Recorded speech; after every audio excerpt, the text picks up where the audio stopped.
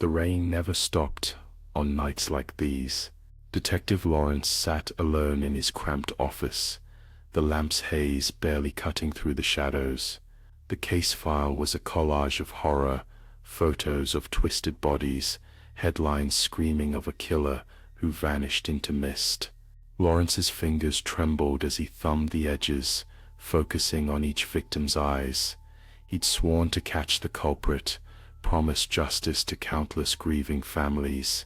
The city's whispers had blurred together over endless weeks, every alley a threat, every reflection in the rain-specked glass, another accusation.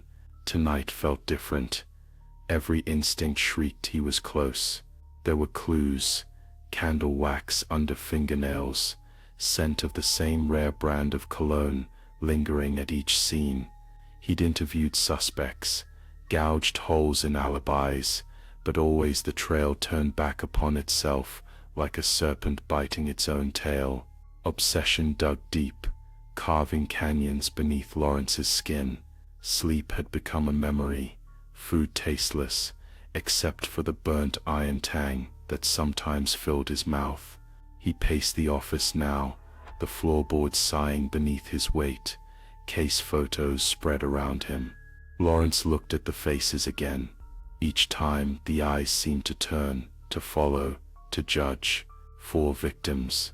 The last, a woman, had lived alone on the city's edge, until she didn't. Her blood had painted the walls with shapes, almost symbols. Laurence pressed his palms to his temples, memories unfurling behind his eyelids. He remembered standing in that room, the sticky cold air, police tape fluttering. But then, a flicker. Did he remember more? Rain lashed the window as he glanced at the reflection in the glass. His own face, but shadowed, warped. There were gaps, a slippage between reality and the images trapped in his skull. The feeling surged, a silent screaming.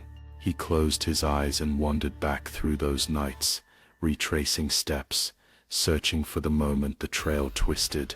He had always chased the killer, dogged, relentless. So why did his hands ache, as if they had gripped something terrible? Why could he recall the chill of the knife's hilt, the startled gasps, the taste of fear clinging to his tongue? Lawrence's breath caught. He staggered back. Somewhere deep, a voice whispered, "You already know." The case file slipped from his hands, pages fluttered, a makeshift shroud. The city outside pressed close, breath fogging the glass, pressing for an answer.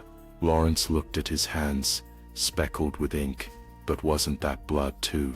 He remembered now, remembered everything. In the sudden quiet, another realization crept in beneath his skin, colder than the rain. There had never been a killer to catch, only a man, trapped in a reflection, chasing echoes of his own crimes through endless unlit corridors. And now, someone knocked at the door, colleagues calling him to another scene, another victim. But Laurence knew, with bone-deep certainty, that the story was far from over.